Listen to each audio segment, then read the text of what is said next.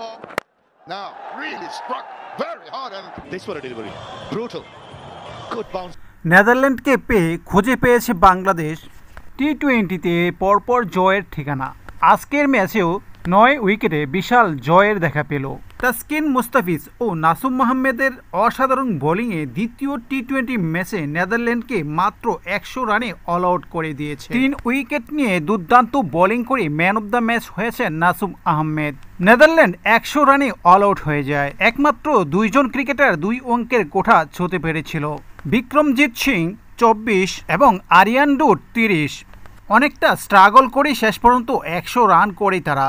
তাসকিন মুস্তাফিজ 2টি করে উইকেট নিয়েছেন। এছাড়া নাসুম আহমেদ 3টি উইকেট নিয়েছেন। মেহেদী হাসান ও তামজিদ হাসান সাকিব 1টি করে উইকেট নিয়েছেন।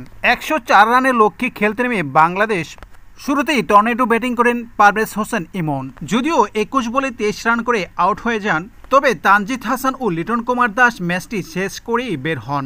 তানজিদ হাসান 40 বলে 54 রান করে অপরাজিত ছিলেন। ক্যাপ্টেন লিটন কুমার দাস 18 বলে 18 রান করে অপরাজিত থেকেই মাঠ ছাড়েন, যার ফলে বাংলাদেশ 9 উইকেটে বিশাল জয় তুলে নিয়েছে। তৃতীয় ম্যাচের অপেক্ষায় আজকের মতো এখানেই শেষ করছি। যারা এখনও চ্যানেলটিকে সাবস্ক্রাইব করেনি প্লিজ সাবস্ক্রাইব করে নেবেন। আল্লাহ হাফেজ।